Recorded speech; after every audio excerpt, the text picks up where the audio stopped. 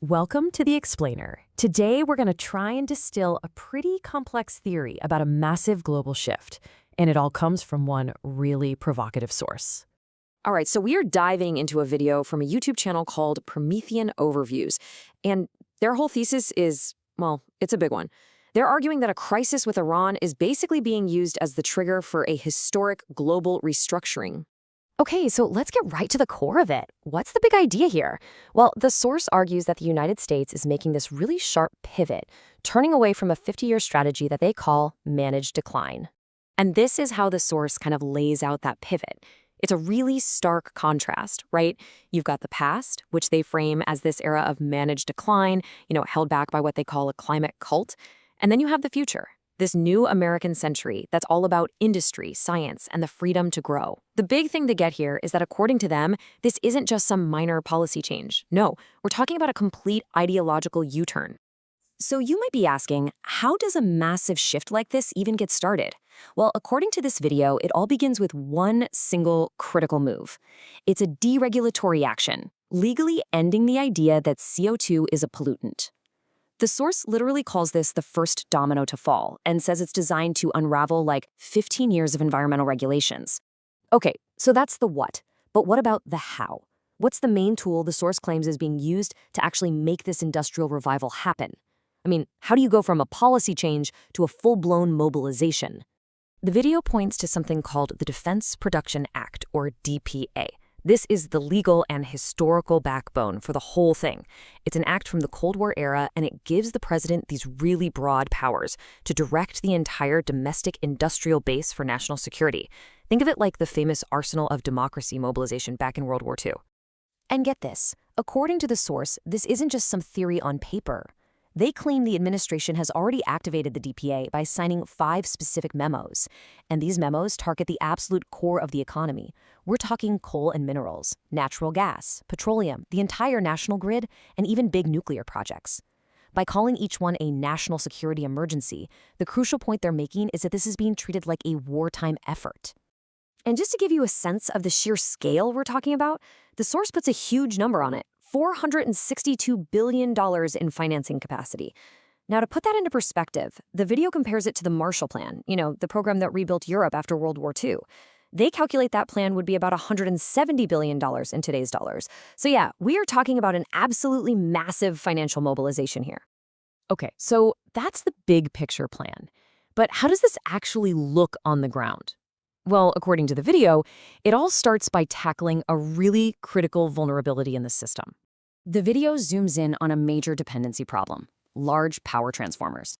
The source claims that the U.S. imports a staggering 85% of these things. And these aren't just any old parts. They're essential for everything: power plants, factories, you name it. And the lead time to get them from overseas, they say it's over 2 years. 2 years. So you're faced with this huge strategic weakness. What does the source say the administration's response is? I mean, really, how do you fix a 2-year waiting list for the stuff that powers your country? The solution they present is something the source calls an arsenal of democracy 2.0. The whole idea is to bring in the big commercial players, we're talking GE, GM, Ford, and get them to pivot their massive industrial capacity towards building these crucial infrastructure components. It's a direct callback to World War II, right? When car factories suddenly started churning out bombers. And it's not just about transformers. The vision is way bigger than that. The source also talks about what it calls a nuclear renaissance, with this incredibly ambitious goal of building as many as 700 new plants across the country. And to show this is really happening, they point out that 28 states have supposedly already submitted proposals for sites. So the argument is that this isn't just some top-down federal idea. All right, so we've talked about the domestic side. But according to the source, this huge industrial shift doesn't just stop at the border. Now, the video argues it has profound, and I mean profound, implications for America's relationships with its longtime allies. The speaker frames this as a complete move away from what they call the old Atlanticist order, the one where the U.S. basically guaranteed European security. They say we're moving towards something called NATO 3.0. And in this new reality, the message to European nations is clear. You're on your own for your energy and your defense. And to really hammer this point home, the video highlights a direct quote they attribute to former President Trump.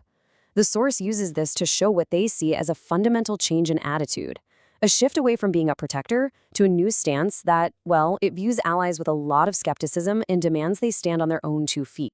And on top of that, the source paints a picture of a Europe that's starting to crack under all this new pressure. They point to a whole series of political events as proof.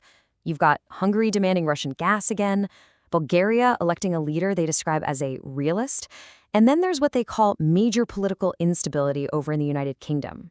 So you take all these huge domestic and geopolitical shifts, what's the end game? What is the ultimate vision that this video is trying to sell us as the final outcome? The speaker wraps it all up by tying everything together into this one big vision they call the New American Century. And the core ideas are pretty clear: a return to industrial and energy dominance, an end to foreign wars, and basically reasserting the nation's right to build. And what's really interesting is that the source also frames this as a cultural shift, something they call a Christian renaissance of science, discovery, and artistic beauty. So there you have it. That's the thesis from Promethean Overviews. It's this incredibly ambitious, all-encompassing vision for a total national transformation. They're talking about mobilizing the entire industrial base on a scale not seen since World War II, all to create a future of American energy dominance and a completely new geopolitical order. This, of course, leaves us with the final question the source itself poses. What might be the unintended consequences of such a monumental shift?